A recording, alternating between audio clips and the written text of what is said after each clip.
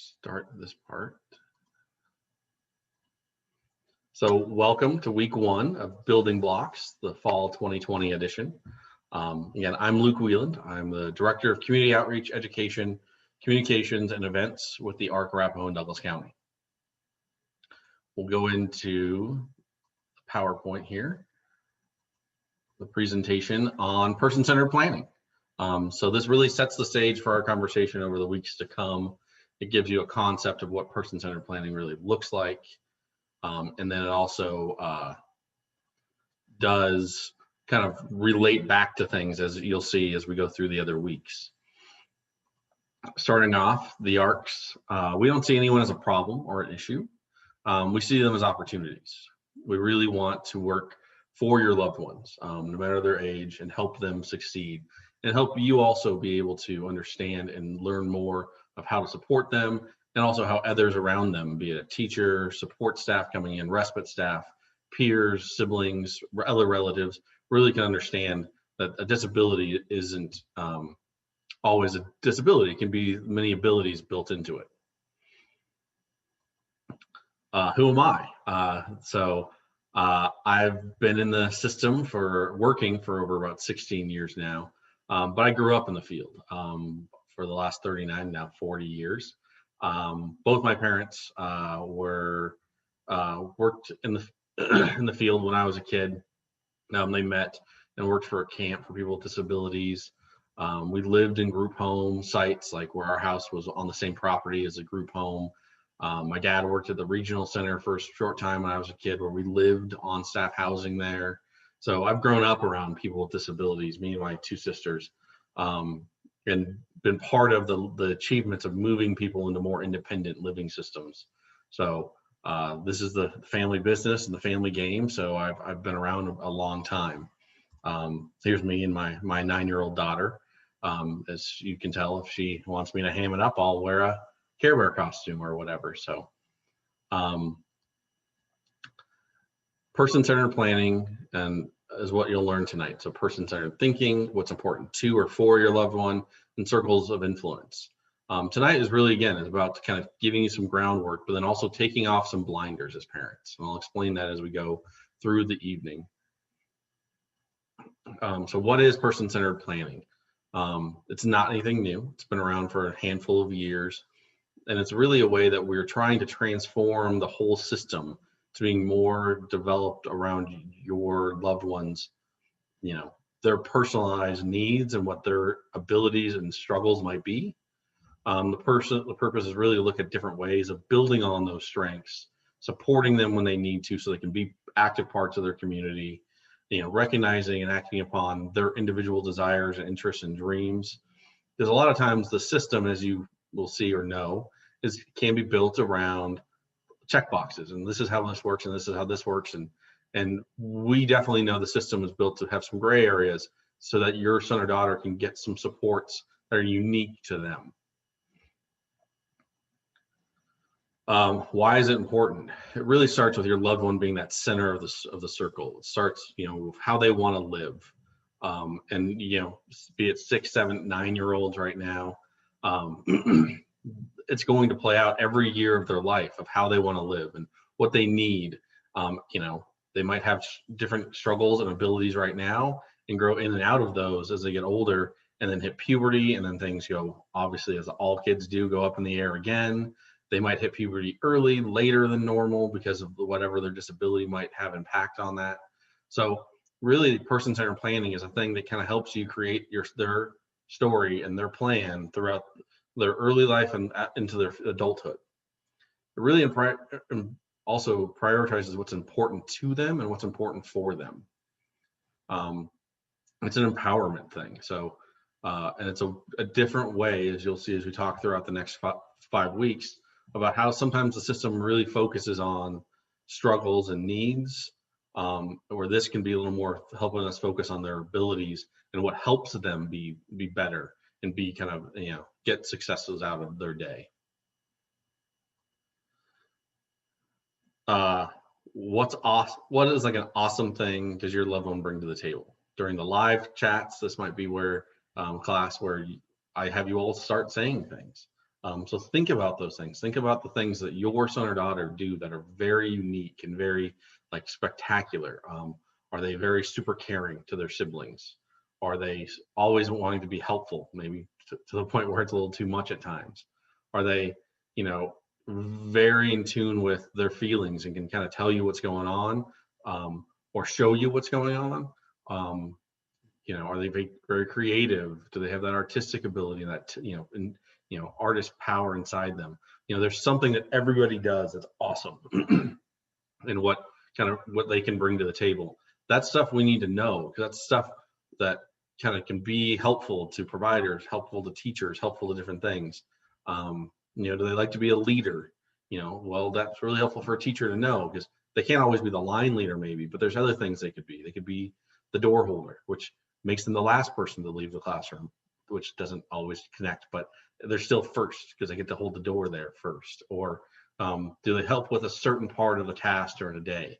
You know, those things that they really enjoy and get benefit out of, what brings them, you know, to the table there. Which we step right into that, what's important to and what's important for. So, you know, they influence one another, but no one does what's important for them willingly unless it's important to them. I always use brushing your teeth. You know, getting a kid, you know, to brush their teeth is important for them. Like, it's really important for them to brush their teeth. It's not very important to them. You know, it's learning that concept of why you brush your teeth. You know, going through, you know, as kids age, it's important for them to maybe wear deodorant and shower on a semi-regular basis. It might not be important to them in that moment because they don't understand those concepts yet. And there's a balance between those two. When thinking about this for your loved one, you know, start with, you know, your dreams and nightmares for them. It's a way that it's an exercise. It's one of the activities you have. I call it homework. You do not have to send it to me. It's nothing that we need to go over. During the live version of this class, I'd give you a few minutes and you'd write them down, and then I call on people and kind of, they throw them out here. If you want to unmute yourselves and give me a dream or two or a nightmare or two, what you have for your loved one as they grow and be, you know, work towards adulthood.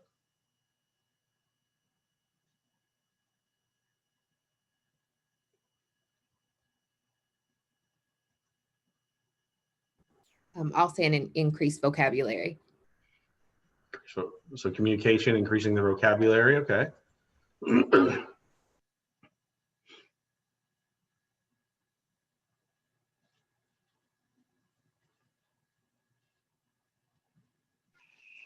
I guess my biggest fear is that, like, if something happens to my husband or me, that my daughter will be like left alone.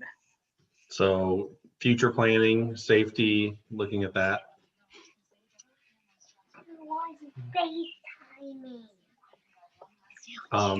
And I typically wait for one from the group that is that they won't be taken advantage of. And that's, I kind of wait and jump on that one, because that's not something the system can ensure. Be it in school, be it in a waiver program through the kiddo waivers and when they become adults. The system is built for health and safety. You know, the school has rules and things in place, and you know, the teachers and all that stuff to keep them healthy and safe. But being taken advantage of, we all get taken advantage of. As adults, you know, you give someone money because they need to get gas because they ran out of gas on their way back to Kansas, and then a week later they're still there, and well, you just got kind of ripped off. You know, the people coming to your door telling you need a new roof when it's like, my roof was just done last year. Well, we had a hailstorm this summer. No, we're good. That taken advantage of is part of human nature, unfortunately. And, you know, we're never going to be able to say your kid won't be bullied. We definitely can say we can work on how they can either react with that, how the teachers and them can know about things. We can work really hard on your kid not giving their lunch money to people because they just ask for it, or using their words and not their behaviors. But being taken advantage of is something that the system isn't really good at always making sure it doesn't happen. There are safeguards that keep them healthy and safe and not at risk, but there's always human nature of, I want to be a cool kid. I want to be with, those kids are cool and they like me if I do these things. And that's not because of their disability. It's because everyone, in some respect, wants friends, and you want to be part of a group, and it's human nature to be part of that, tribal instinct of being with people. And so your loved ones will have that. And so that nightmare of them, being accepted is definitely one. Or dream of them being accepted could be the other side of it, the positive spin. So tonight, tomorrow, between now and next Thursday, take some time to think about what your dreams and nightmares might be for your son or daughter. And if you want to sign on a little early and bring those up, and a few of the other exercises, I definitely can jump on a little early and kind of have those discussion as we typically do in the live class. But from dreams and nightmares, the idea is that should start leading you down the path of what's important to them and what's important for them. A lot of those nightmares and dreams are going to be what's important for them. It's important for them to increase their vocabulary and communication skills. It's important for them to be included. It's important for them to be valued. It's important for them to have, a safety net, per se, to catch them if something happens to you or one of your partners, are important for them. It's important to them to feel included, to feel content, to feel happy, fulfilled. And so what's important to them are things that by second nature as parents. Important for them is things that you might struggle as parents to get them to do, because they have no idea of that, why that's important for them. So again, taking time between now and next Thursday to really sit down and kind of break out what's important to and important for your loved ones, because they are going to be unique. There's certain things that they're kind of listed there at the top that are pretty general, but for some of them, it might be, very important for them to make sure that they're on their medication on a regular basis because of whatever, different things they need medication for. It might be important to them that they have their soothing device, if that's, some kind of stuffed animal, some kind of weighted clothing, different kind of clothes, whatever, or it's important to them that they, are talked to, not about. That'll come, definitely might be right now, but also as they get older, it's very important too that you talk to me. I'm the person. You don't talk to my parents and then they answer for me. You talk to me as your kids get older. And that's part of their IEP, is that they have a voice in their own say of what goes on, even as they're still small children. And you get to be part of that voice from now until they decide they don't want you to be part of that voice. So even as adults, you get to be part of their voice to help them kind of get through what they need to, convey. So that kind of leads us into this idea of the traffic lights. This is where you as parents know your day in and day out routine. You know that you might need to be up and have breakfast on the table with their iPad up so they'll eat. And if you don't have that up, then that cereal bowl is getting knocked over, or that plate's getting thrown, or it's going to be a more tense morning. There are things as parents you do naturally. You just do. Every parent does, to help your son or daughter succeed. Parents with kiddos with disabilities, you do even more at times. You know what those are, and you might do them just on autopilot.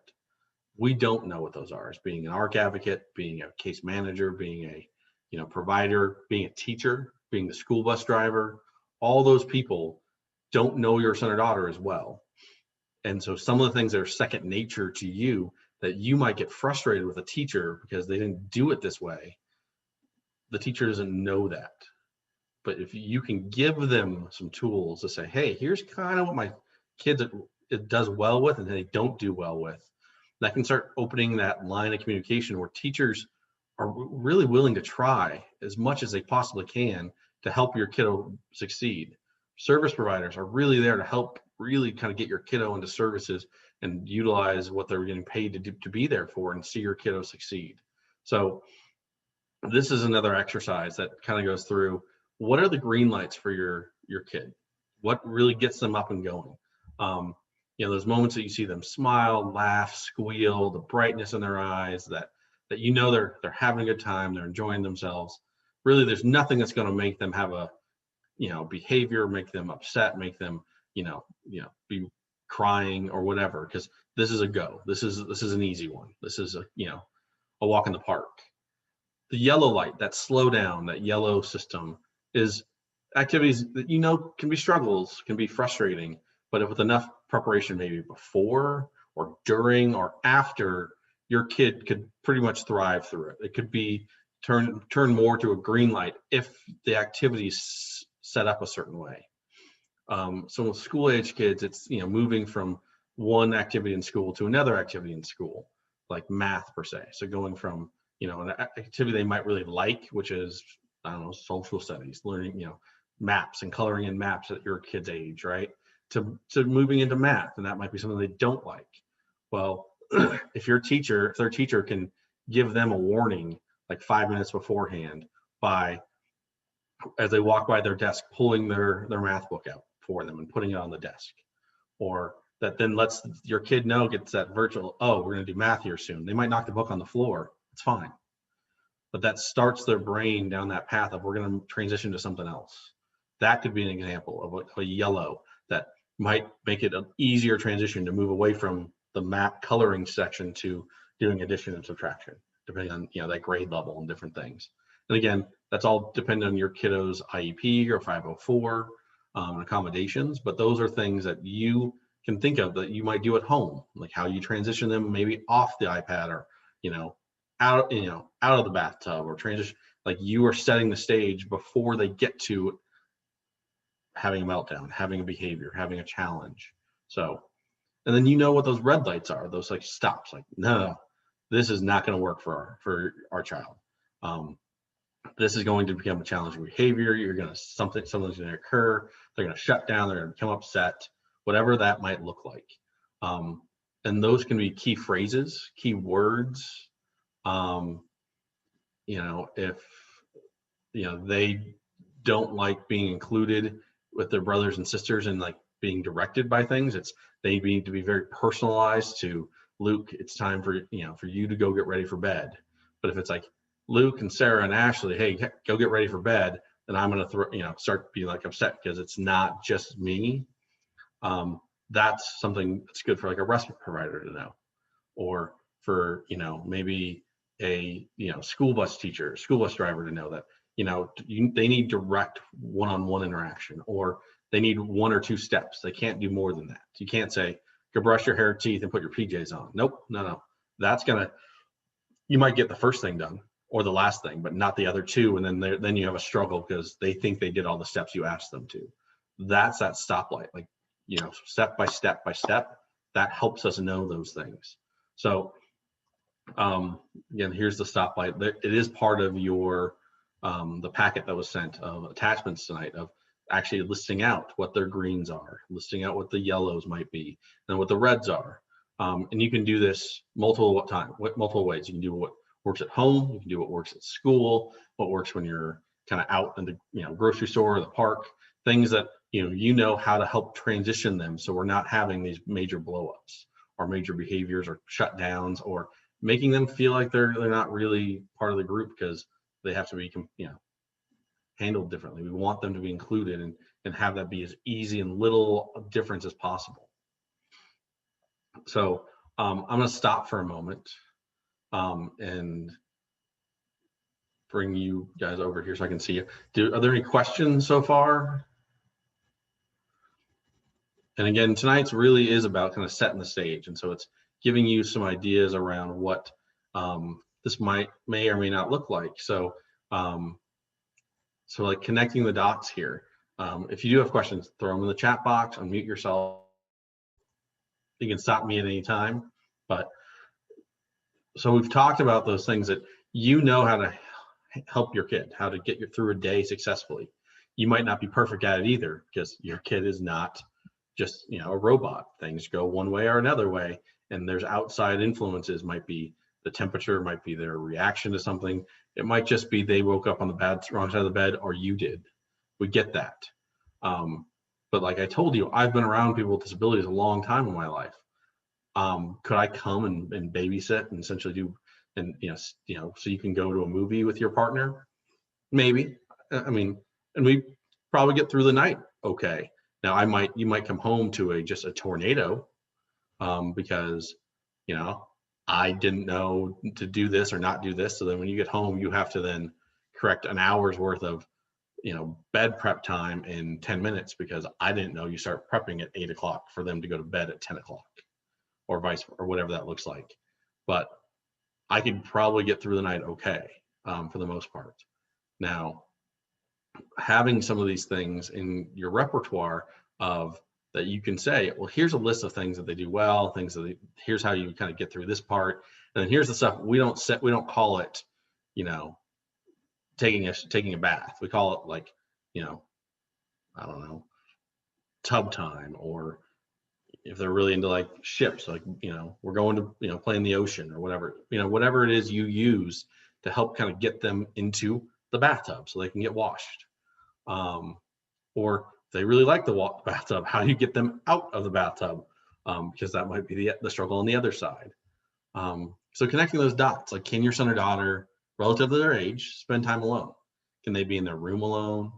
How long can they do, if you haven't heard from them or seen them, do you go back to check on them? How do they, if you can't, cover all the hours of a day, would the provider be able to help with that? And what would that look like? What would those hours maybe be? Do they have a hard time expressing their preferences or themselves in general? What would be helpful to know or observe so that, like, if they're doing X, we know that means they want this, or that they're getting bored, or they're getting to the point where this is about to be thrown off the table because they're over it.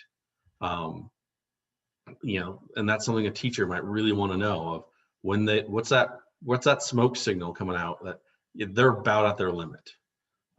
Think about the environment. So, like, busy, noisy environments, are not, because every person with a disability is unique. No one with autism is the same. Not everyone with autism doesn't like to be touched. Not everyone with autism doesn't like big, loud crowds.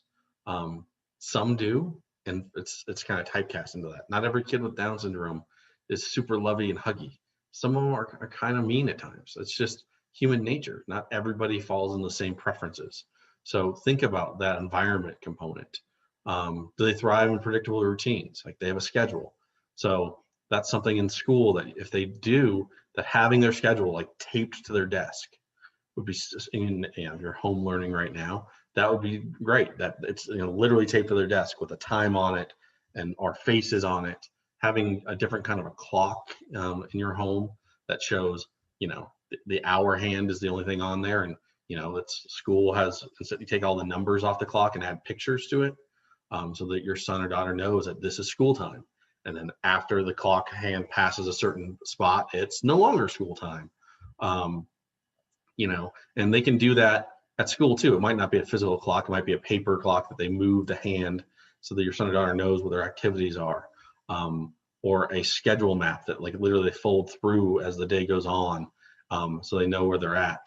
Or they like surprises. They like the novelty of things. If they're starting to kind of get frustrated and struggle, is immediate change going to stop that from, derail that train so they get back into a good place?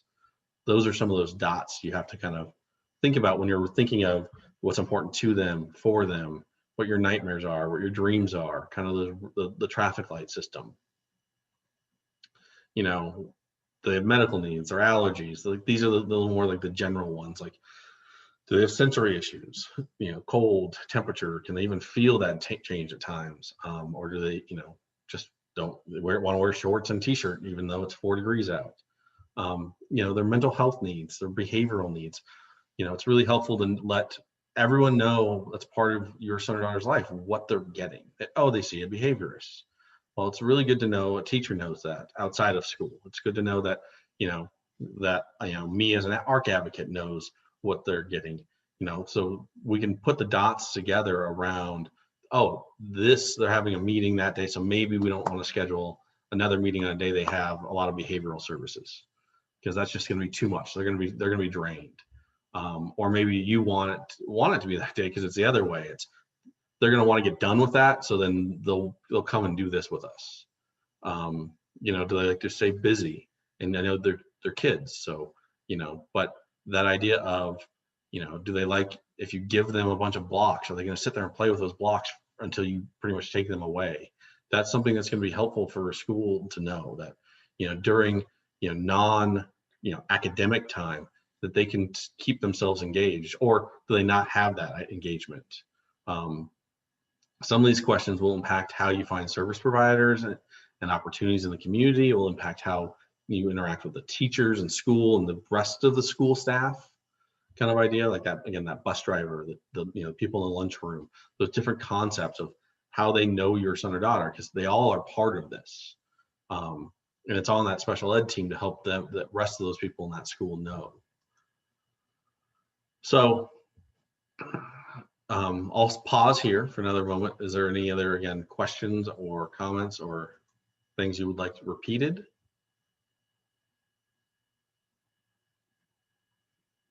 I don't see anything. So if there is, again, throw it in the chat box or feel free to unmute yourself. But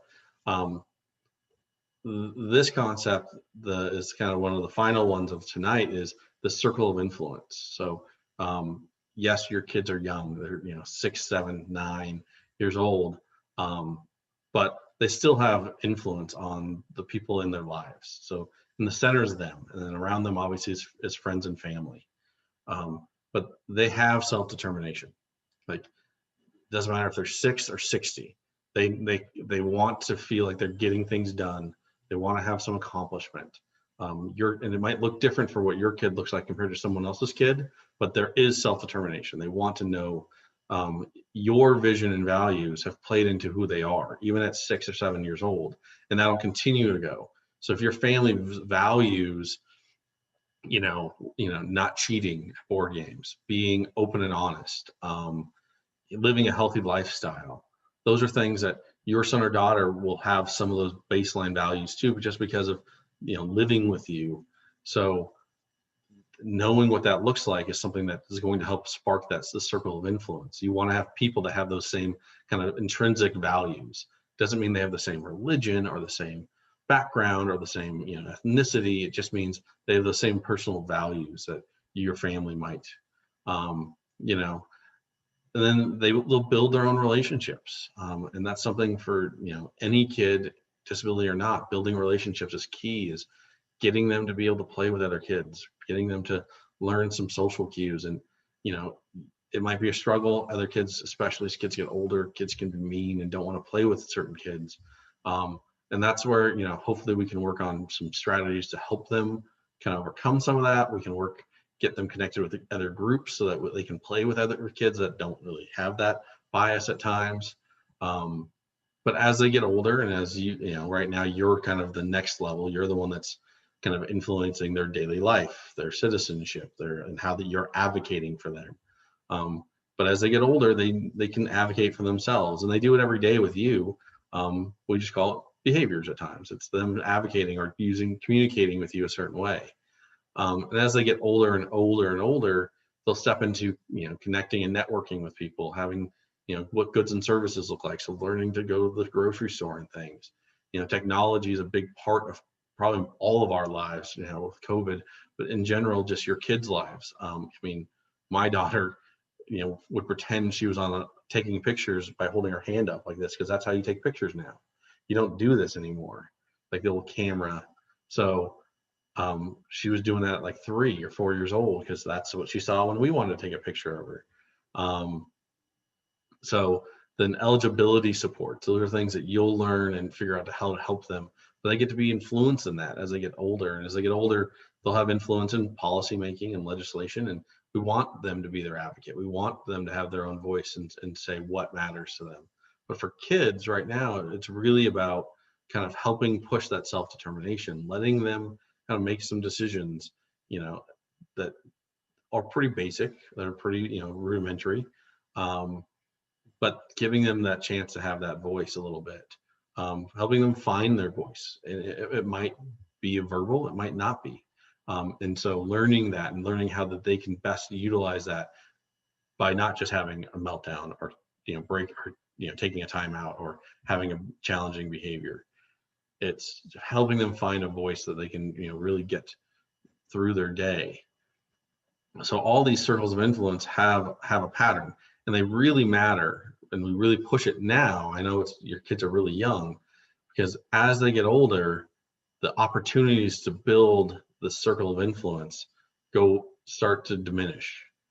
And we don't want you being, you in your 40s, 50s, and 60s, and your kiddo in their, 20s, 30s, and 40s, on that age range, whatever that looks like, trying to build a circle of influence now of people that are going to be there to help them do some of these things when you're no longer able to, or can't do them all on your own anymore, or with your partner. So that circle of influence, we really push for you all to, sorry, let me jump out of this. I want to open something different here real quick. We really push for them to build that now and start looking at that circle of influence, because the more we can build it now, the easier it is to kind of keep people around and keep those supports in place. And it could be loved ones, friends and family. It could be that idea of people that come in and out of their lives. So these are the handouts that were sent out, so you can see what they kind of look like and go through them. But the circle of influence one actually has a circle of influence that you can start creating one for your loved one.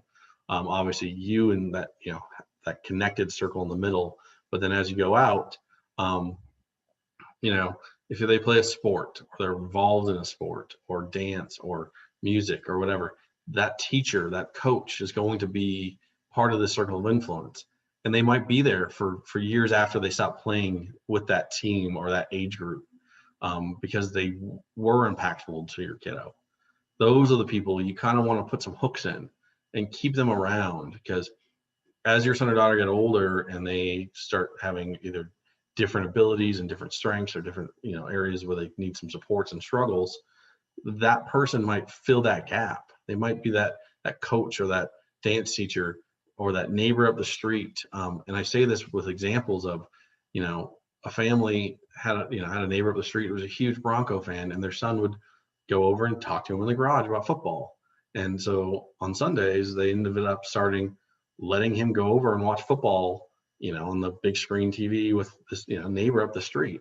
The neighbor eventually became a provider for this young man. And so the neighbor gets paid to watch football with them, but it's a community involvement activity. So that was a natural creation of a circle that is someone that cares for him, even though it's just a neighbor up the street. So those are things that you'll find that your kiddos just naturally develop some of those people, and those people really love and care. But if you miss seeing that they are part of it, or that they have some unique connection to your kid, and you let them go because they've aged out of something or they've moved on, we might miss that. And they might be the person that helps them when they're 15 or 18. Because again, your son or daughter, we need to build this stuff now to really help them have that security as they get older and older. The final activity in that handout is essentially, it's a one-page profile. You don't have to put a picture up there, but it's just kind of one we put together. It takes a lot of the things we talked about tonight, what's important to me, like things I enjoy, things that matter to me, how to support me. So that's that, maybe that yellow or red area on the traffic light. What people appreciate about me, that's my strengths, that's my awesomeness I bring to the table. Those are things that you can fill out. And having something like this, and it can be, bigger, it can be different font, you can do it on your own, that you can hand to a bus driver. That's not necessarily, like, hey, this is Johnny, he lives at this address, but hey, he really appreciates being called by his name. And, names are so important to people, especially, if your name isn't Luke and kind of a basic name, it's very important that he's called correctly by his name. So spelling it out. So it's, people really can do that. That's, how, important to him or her, that they're acknowledged when they get on the bus. So it's not just another, get out, whatever. Like, so handing that to that, or when you go in and you meet a case manager because you're working with developmental pathways or Rocky Mountain Human Services or what it might be, that they can have a basic idea of your son or daughter before you get into the whole story. Because sadly in the system, you do have to tell their story quite often. but this kind of one page thing kind of can help people get an idea where they're coming from. And this will update and change. So this would probably help me if I was going to come in and help kind of babysit for a night, or if they were coming to the ARC for a live class and they were going to be in a respite room with someone so that you guys could take the class. This would be great for that person to see, like, oh, this is what Luke likes. This is what's important to him. Again, none of this is required. It's not necessarily homework per se. It's just stuff that we at the ARCs understand that it gives you a lot of groundwork. And again, thinking through these steps and through this packet of information, we really want you to kind of start taking the blinders off a little bit. Meaning there are things you do, again, every day as a parent out of natural habit to keep your son or daughter on a positive track for the day.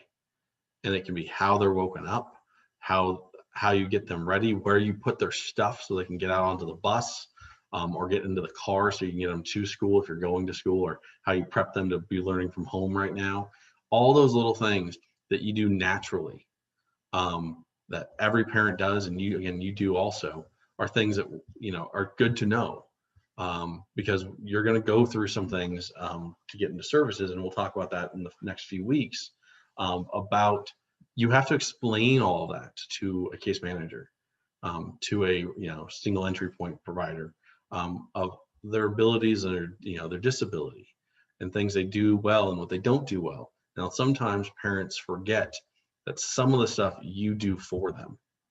Of course, they eat breakfast fine. Yeah, but you had to do all the prep work.